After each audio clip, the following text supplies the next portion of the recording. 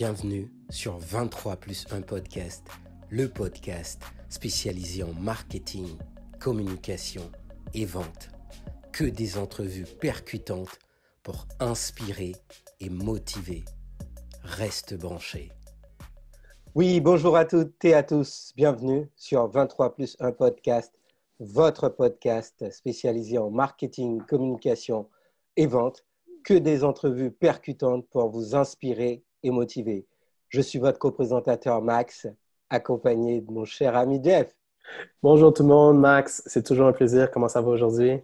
Très bien, partagé Jeff. Merci. Et toi? Génial, ça va bien, ça va bien. Je suis très excité de notre invité du jour, donc j'ai très hâte au partage. Partagé également. Merci Jeff. Alors aujourd'hui, nous recevons un professionnel de la vente, un spécialiste, un expert. Nous sommes très fiers de le recevoir. Un parcours admirable, un directeur national des ventes dans le secteur financier. Nous accueillons Abdel Gelal. Abdel, bonjour. Comment vas-tu? Ça va. Bonjour Max, bonjour Dave, c'est un plaisir de pouvoir vous parler. Ça va très très bien, je vous remercie pour l'invitation. Plaisir de pouvoir converser avec vous aujourd'hui. Eh bien, merci à toi, Abdel. On est vraiment honoré du fait que tu aies accepté l'invitation. Alors, tout à l'heure, je mentionnais que tu avais un parcours admirable. Oui, effectivement, je suis très fier, en tout cas, de pouvoir te parler. Et quelqu'un qui ne te connaît pas aujourd'hui et qui va sur ton profil LinkedIn et qui voit toutes ces belles expériences, parce que tu as quand même travaillé pour de très, très, très, très grosses corporations, toujours dans le domaine des ventes. C'est qui Abdel aujourd'hui d'un point de vue personnel? Écoute, merci pour ta question. Je suis originaire du Maroc. Je suis né au Maroc. J'ai grandi au Maroc jusqu'à l'âge de 19 ans. Et par la suite, je suis parti à Paris pour pouvoir poursuivre mes études en biochimie. Euh, une fois ma maîtrise en main, je suis tout simplement reparti au Maroc pour pouvoir y travailler. Donc, j'ai travaillé là-bas à peu près pendant 2 ans. Ça allait très, très bien. Donc, j'étais juste parti à New York pour une visite tout simple. Une visite vraiment toute simple où j'ai passé 15 jours à errer dans les rues de New York, à se balader, Washington. Et à un moment donné, j'ai fait juste un petit saut à Montréal et à Québec. Et pouf, sincèrement, je suis tombé en amour avec ces deux villes. Et je pense que c'est compréhensible. Pourquoi? Parce que quelqu'un qui a vécu, je dirais, à Paris, au Maroc, Montréal et Québec, c'est à la fois le mélange du rêve nord-américain et en même temps, je dirais, français. Donc, sans avoir le côté négatif de l'Amérique, on a juste pratiquement le côté positif. Donc, j'ai décidé de m'y installer. Et finalement, je suis ici à Montréal depuis 2002. Donc, ça fait pratiquement 18 ans que je suis ici. D'un autre côté, j'ai décroché aussi mon MBA à l'UQAM. J'ai pu aussi, pendant ces années-là, fonder une famille. Je suis marié, j'ai une petite fille de 11 ans. Félicitations. Merci. Ouais, c'est Et génial. merci. De côté, je dirais, en fait, sport, quand le travail et à la fois la vie de famille le permet, j'adore pratiquer de la natation et du volleyball. Et aussi, en même temps, vous allez le comprendre par la suite, j'adore aider les autres, j'adore donner au suivant. Je gère à distance une petite, mais vraiment une petite OSBL, une organisation sans but lucratif au Maroc, pour pouvoir aider les démunis. Donc, grosso modo, sans parler du parcours professionnel, personnellement, c'est qui Abdel, c'est moi. J'espère que j'ai Merci. répondu à votre question. Un Oui, plaisir. oui, Absolument. parfaitement, excellent. Ça permet de mieux te connaître. Et justement, tu parlais de rêve américain tout à l'heure et tout. Quand tu étais petit, à quoi tu rêvais, justement? Écoute, c'est vraiment bizarre parce que ma fille, je ne me souviens pas, il y a peut-être quelques mois, elle m'a posé la même question. Tu sais, on parle avec ma fille de qu'est-ce qu'elle veut faire et le rêve. Là, elle me dit, toi, tu voulais faire quoi? Et je vais être franc avec vous, j'avais pas trouvé, je n'étais pas capable de lui donner une réponse claire. Tu sais, comme les gens, ils disaient, je voulais être avocat, je voulais être médecin. Pourquoi? Parce que moi, mes rêves d'enfance, c'est bizarre, en fait, ils changeaient au fur et à mesure que je grandissais. Je D'accord. m'explique, c'est-à-dire qu'au début, probablement, comme tout le monde à l'école primaire, pendant les premières années, je voulais être professeur. Et après, je rencontrais d'autres personnes. Soit je voulais les mimer, c'est-à-dire ou être comme eux. Mais sinon, comme je vous le dis, je voulais, au fur et à mesure, en fait, mes rêves changer. Donc, qu'est-ce qui se passe? C'est très simple. Mais par contre, une chose est sûre pour moi. Ce que je voulais, c'est que je voulais quelque chose pour pouvoir, je dirais, communiquer avec les gens, pour pouvoir, je dirais, aider les autres à se surpasser moi-même et aider les autres à se surpasser et devenir meilleurs. Et c'est ce que je fais en ce moment. Ah, mais c'est phénoménal. Puis on l'entend l'enseignant, en même temps le communicateur. Ça, c'est quelque chose qu'on entend très bien dans ton discours, dans ton partage. J'aimerais retourner un peu sur. Donc, tu as mentionné de biochimiste de Maroc à New York, à Montréal. Et aujourd'hui, un expert dans la vente, dans le domaine financier. Explique-nous comment tu t'es rendu de point A à Ouais. aujourd'hui. Ben, écoutez, c'est très, très simple. Comme vous le savez, au début, mon parcours professionnel était, comme on dirait, tout tracé. Pourquoi? Parce que du biochimie, j'adorais tout ce qui est analyse, tout ce qui est sens de détail, communiquer. Donc, c'est sûr et certain que je me suis dirigé vers l'industrie pharmaceutique et plus particulièrement dans la vente des produits pharmaceutiques, un peu en France et aussi au Maroc. OK? Une fois à Paris, pas à Paris, excusez-moi, une fois au Canada, c'est sûr et certain que là, ça commence la période de questionnement. Premièrement, qu'est-ce que je fais ici? J'étais bien là-bas, des choses comme ça. Et en même temps, ben, ça commence la période de l'adaptation. D'accord? Est-ce que je dois tout commencer à zéro? Qu'est-ce que je peux faire? C'est sûr et certain qu'embrasser l'industrie pharmaceutique, il était hors de question. Je parlais beaucoup plus au niveau de la vente, de commencer là-dedans. Pourquoi? Parce que si vous voulez, je dirais, réussir dans ce domaine, ben, il faut connaître le leader d'opinion des cardiologues, des médecins spécialistes. Mais malheureusement, quand vous arrivez, vous ne connaissez pas personne, vous ne savez même pas c'est quoi comment prendre la 40 ou la 15. Vous ne pouvez pas travailler dans ce domaine-là. Vous comprenez ce que je veux dire? Vous ne pouvez Absolument. pas. Vous pouvez pas aller convaincre des gens. Vous pouvez pas, vous ne savez pas c'est qui le leader d'opinion dans ce type de traitement et tout ça. Donc, il va falloir commencer à zéro. Et je vous le dis honnêtement, je le savais selon l'expérience des autres, selon le vécu des uns et des autres, que ça n'allait pas être facile. Pour moi, j'étais chanceux. Je vais vous dire pourquoi. Parce que, mon parcours, je dirais pas qu'il était facile, mais un peu par rapport aux autres. Pourquoi? Parce que, je dirais 50%, ça dépendait en fait des gens que je rencontrais, ce que j'appelle mes mentors. Ouais. OK? Mes mentors. Et 50%, je dirais en fait, de ce qu'on est, c'est-à-dire le dévouement et tout simplement se surpasser jour après jour. Donc, je dirais que j'ai commencé à la base comme représentant chez Bell Canada. Et je peux vous dire, c'est pour ça que je ne dirais pas que c'est facile. Après 4 ans, j'étais devenu ce qu'on appelle un gestionnaire chez Bell. Après seulement 4 ans à mon arrivée, je dirais, au Canada. Et ça continue. Toutes les entreprises pour lesquelles j'ai travaillé, j'ai cheminé rapidement. Et je vous le dis honnêtement, à cause des mentors. Pourquoi? Parce que les mentors, ils sont là. Ils ont la possibilité de pouvoir partager leur savoir-faire, de partager leur vécu, leur expérience, d'accord? Et en même temps, ils sont là quand vous en avez besoin. Et à titre d'information, je me souviens de mon premier mentor, et je veux le citer, Ouais. si vous le permettez, parce Absolument, que absolument. je lui dois beaucoup.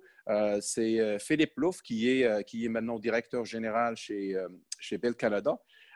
Je lui dois beaucoup, sincèrement. Je lui dois beaucoup parce que j'ai appris beaucoup avec lui, surtout dans le domaine de la vente, dans ce domaine spécifique.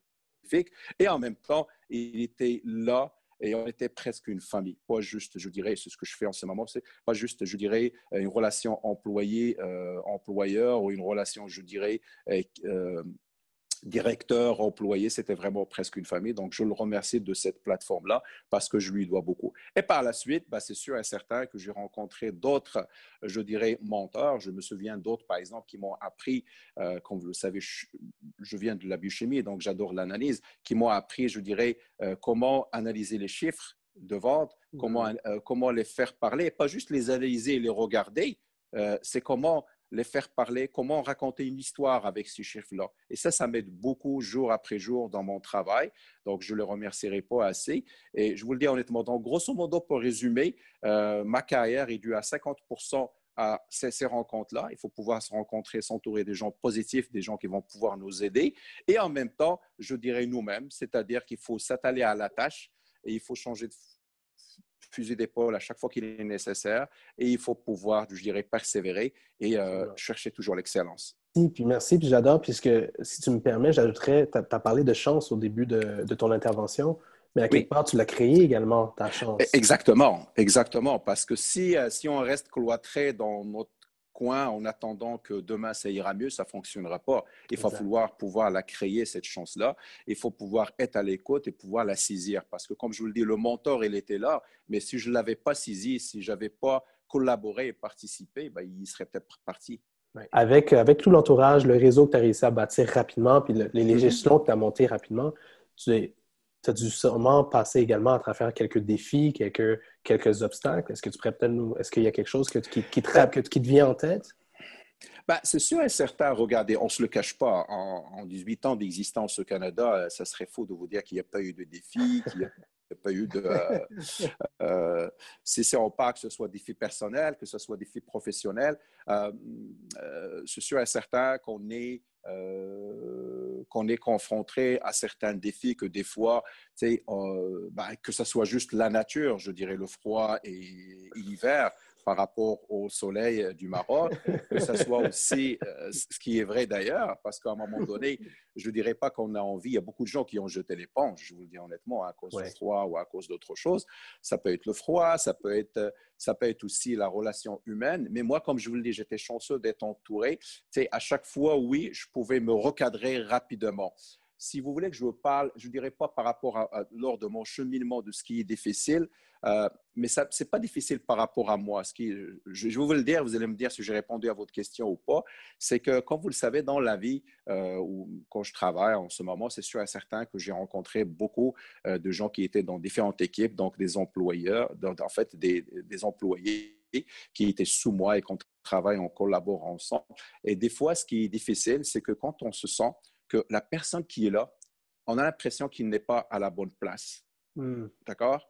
Qu'il n'est pas à la bonne place pour la simple raison que cette personne-là ne performe pas. Et non seulement par rapport à la performance, mais on dirait que la personne n'est pas heureuse de ce qu'elle fait.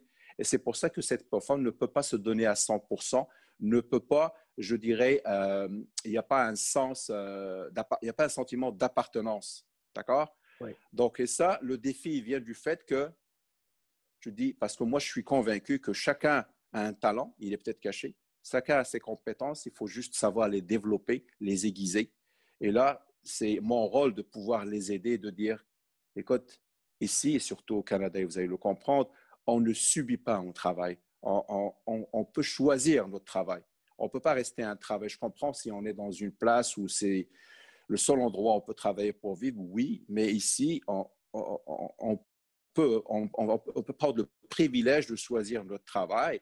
Et donc, la difficulté, c'est de faire comprendre à ces personnes-là que peut-être ils ne sont pas à la bonne place. S'ils changent probablement d'endroit, ben, ils seraient probablement heureux. Ils pourront se développer. Ils vont pouvoir probablement, je dirais, acquérir d'autres compétences. Ils vont pouvoir exceller. Donc, mais c'est ça la difficulté. Mais entre vous et moi, et j'ai eu à le faire, quand on laisse parler son cœur, c'est beaucoup plus facile et les personnes le comprennent. Et je peux vous dire, je connais 5 ou 6 personnes qu'on a eu cette discussion-là et qu'à ce moment, ils ont changé leur fusil d'épaule, ils sont partis dans d'autres domaines et ça va très, très bien pour eux. Donc, je ne sais pas si j'ai bien répondu à ta question. Oui, absolument, non, j'ai adoré. Puis c'est un bon rappel. C'est un bon rappel parce qu'il y a beaucoup de gens qui. Il faut être capable d'avoir ces conversations puis d'être réaliste avec nous-mêmes puis d'avoir ce pied de recul avec nos expériences, notre contexte et d'accepter puis de dire passons à autre chose. Puis les opportunités sont là. Et donc, en fait, pour rebondir là-dessus, en fait, ça revient aussi en tout cas pour compléter, hein, ça revient à la question de l'adaptation aussi, c'est-à-dire pouvoir s'adapter au nouvel environnement dans lequel on va aller. Et en parlant de ça, justement, tu as parlé aussi de mentor tout à l'heure. Comment un nouvel arrivant, un immigrant, quelqu'un qui arrive au Canada, au Québec, peut faire sa place face à ces éléments-là? OK. Ben, écoutez, c'est sûr et certain que, premièrement, quand on arrive ici, il faut que ce soit un choix. Vous comprenez ce que je veux dire? On ne vient pas là juste parce qu'on est ou parce que c'est quelqu'un qui a décidé de nous ramener. Il faut que ce soit un choix parce qu'il faut que ce soit un choix assumé. Et par la suite, il faut le réseautage. D'accord? Le réseautage, en ce moment, ce n'est pas ça qui manque parce qu'il y a tout ce qui est les médias sociaux en ce moment. Il y a beaucoup de réseaux qui sont là, qui sont développés, que ce soit la communauté marocaine, en dehors de la communauté, n'importe quelle communauté, ils sont là et les gens, ils sont là pour pouvoir vous aider, mais à condition que vous êtes présent et que vous voulez le faire, que vous l'acceptez. Vous comprenez ce que je veux dire? C'est que, par exemple, il y a des gens qui vont être là, qui vont faire les pieds et les mains pour pouvoir t'aider, mais à condition, c'est comme le ping-pong, hein, quand il vous donne la balle, il faut la rendre tout de suite. Hein. Exactement. Si, mettons, on a un rendez-vous demain et vous ne venez pas, à un moment donné, eux, ils vont baisser les bras. Il n'y a personne qui va pouvoir vous aider. C'est pour ça que je dis qu'il faut l'assumer, cette immigration-là. Il faut pouvoir voir. Et après, il faut regarder comment on peut faire. Il faut décider. Je ne dirais pas qu'il faut tourner la page, non. Ce qu'on a fait, je dirais, et je suis sûr que vous le savez, dans nos vies antérieures, je dirais, par rapport avant le Canada, c'est un acquis. Il n'y a personne qui va pouvoir nous l'enlever. Malheureusement, des fois, on a du mal à le faire reconnaître, mais par contre, il faut le prendre et il faut pouvoir en tirer le positif et l'utiliser, je dirais, comme échelle pour pouvoir cheminer et pour pouvoir grandir avec. Effectivement. Et justement, à travers tout ça, je suppose, pas que je suppose, mais je pense que c'est un fait, hein, vu ton parcours, très admirable, je le répète encore, je suis vraiment, vraiment très fier de ton parcours. Merci. Tu as eu des succès. Est-ce que tu peux nous parler justement de succès qui t'a fait le plus plaisir dans le cadre de ta carrière ou même là, par exemple, spécifiquement dans le poste dans lequel tu es aujourd'hui? Les succès, c'est sûr et certain, comme je vous le dis. Il y a le succès personnel, d'accord? Mais il y a aussi le succès de voir les autres, je dirais, réussir et cheminer ou tout simplement réussir et exceller. Parce que c'est sûr et certain que des fois, on a l'impression que ça ne touche pas beaucoup comme les autres, mais si c'est toi qui as contribué à succès, euh, la balle va être rendue à toi, OK? Tu vas le sentir à un moment donné. Si ce n'est pas juste le plaisir personnel, parce que tu les vois, il y a des gens qui ne vont pas l'exprimer, mais tu le vois dans leurs yeux. Comme si je te parle, par exemple, de l'exemple dont on a parlé tout à l'heure de l'orientation de 4-5 personnes. Quand on les rencontre aujourd'hui et quand à un moment donné, ils vont te le glisser et te dire merci, grâce à toi, j'ai changé de voie et ça va très bien pour moi et je performe et tout ça. Je ne sais pas ce qui m'aurait arrivé, je suis resté dans cette place-là. C'est quelque chose qui est bien et que ça te fait chaud au cœur. Tu comprends ce que je veux dire? Le succès, il y en a personnel. Je vous le dis honnêtement, moi, pour chaque étape, pour moi, est un succès. Tu sais, faire mon MBA, c'est un succès, malgré que je savais que je vais l'avoir. Mais comme je te le dis, avoir ma fille, c'est un succès personnel aussi.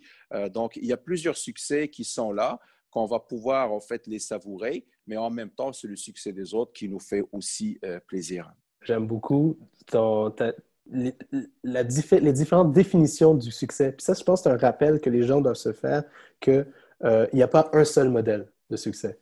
Et, ici, on a l'homme de famille, on a l'humain, on a le sportif, on a les accomplissements tant professionnels qu'académiques. Puis je trouve ça phénoménal. J'aimerais peut-être parler un peu de ton... tu avais mentionné au départ que tu as une application, une OSBL. SPL, yeah. Ça a commencé comment? De quoi il s'agit?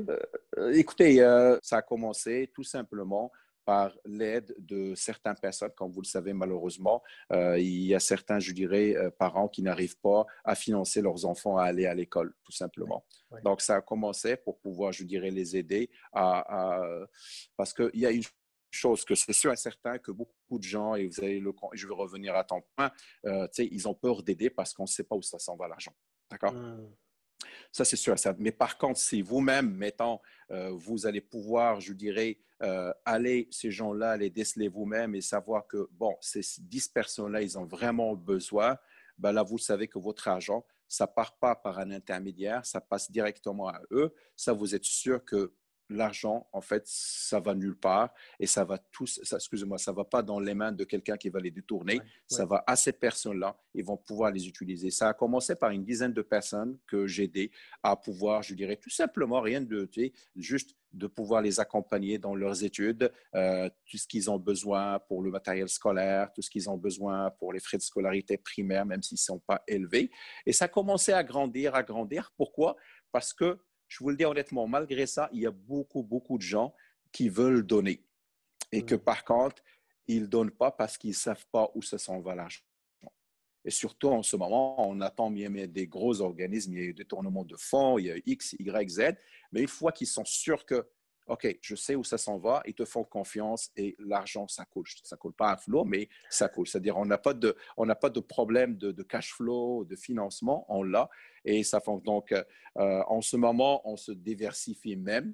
Si je peux me permettre de parler de termes diversifiés, c'est qu'en ce moment, ce qu'on a fait aussi, comme vous le savez, c'est avec la situation de COVID, malheureusement, au Maroc, l'aide n'est pas comme l'aide ici au Canada, comme vous pouvez le comprendre. Donc, il y a beaucoup de gens qui ont perdu leur emploi. Donc là, ce qu'on a fait, c'est qu'on a décelé un village à peu près de 1000 habitants que ces gens-là, l'usine a fermé, donc ils sont pratiquement tous au chômage. Et ceux qui travaillaient, par exemple, du tourisme, tu sais, les guides touristiques et tout ça, il n'y a plus rien à faire pour le moment. Donc, ces gens-là, qu'est-ce qu'on fait? Bon, on les aide en ce moment, en fonction de nos budgets, bien sûr. On les aide à surmonter cette épreuve-là pendant ces mois-ci, pendant les mois à venir. Donc, c'est ce qu'on fait vraiment. C'est très admirable, puis surtout dans le contexte qu'on est en ce moment, de savoir que, je pense que c'est un beau rappel du fait que les gens sont là pour aider, puis il y a toujours des gens qui sont prêts à aider plutôt.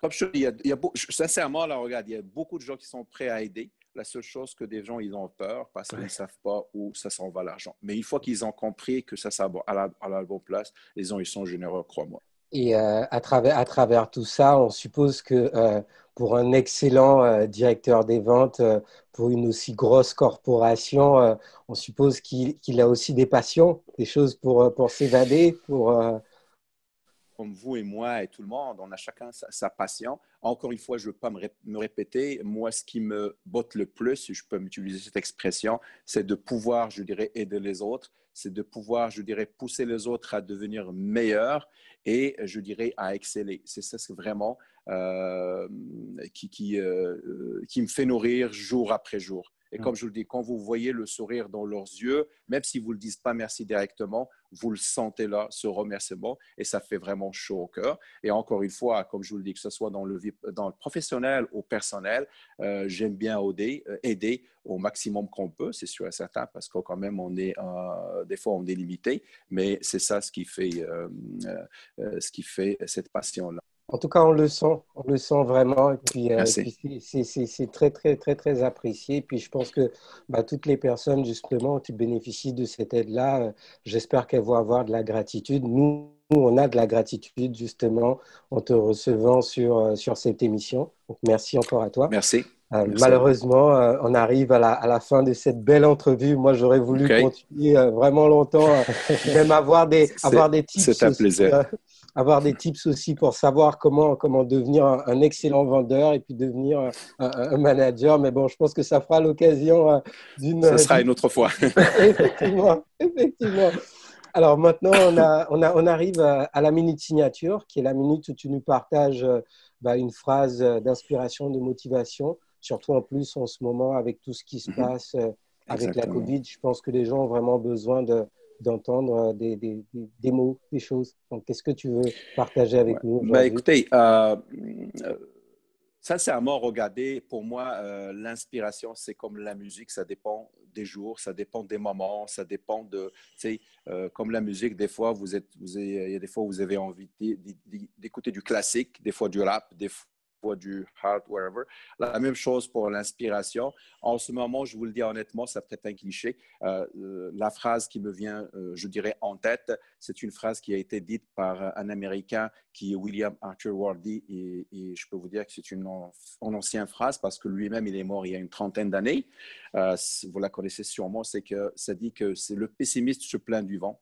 L'optimiste s'attend à ce que le vent change. Et le réaliste, en fait, lui, il passe aux actes. Il a juste les voiles. Autrement dit, ça veut dire quoi? Ça veut dire qu'il faut changer de fusil d'épaule quand ça ne fonctionne pas. Il faut aussi sortir de sa zone de confort, ce qu'on appelle aussi en anglais « think outside of the box ». Et surtout en ce moment, on a le COVID. Comme vous le savez, il y a beaucoup de gens malheureusement qui vont être impactés économiquement. Mais il y a des gens qui ont sorti, je dirais en fait, leur épingle de jeu, qui ont même saisi l'opportunité pour se développer. Pourquoi? Parce que tout simplement, ils sont sortis de leur zone de confort, ils ont essayé autre chose et ça fonctionne. Donc, c'est ça. Et ça, c'est que ce soit dans la vie professionnelle et personnelle. Comme je vous le dis, il faut toujours essayer de sortir de sa zone de confort. Merci beaucoup de ce partage. Je pense que c'est certain que les gens les gens le savent, mais les gens ont besoin de ce rappel. Puis surtout dans les périodes comme aujourd'hui, on ne connaît pas la situation de tout le monde, mais certainement, ça va certainement inspirer et motiver plusieurs. Donc, merci infiniment. Max, c'est toujours un plaisir d'échanger avec toi, de partager. Partagez, Jeff. Merci. Merci, Abdel, encore. Excellent. Merci, Max. Merci, Dave, pour ce beau moment et au plaisir de vous reparler. Absolument. Merci à tous qui nous écoutent en ce moment. C'est toujours un privilège de vous avoir parmi nous. Donc, vous pouvez nous suivre sur nos différentes plateformes, LinkedIn, YouTube, Instagram, Facebook, Twitter. Vous pouvez également suivre notre hashtag qui est le hashtag 23+1 podcast. Donc, encore une fois, merci à tous et on se voit la semaine prochaine pour un autre épisode du 23+1 podcast. À bientôt.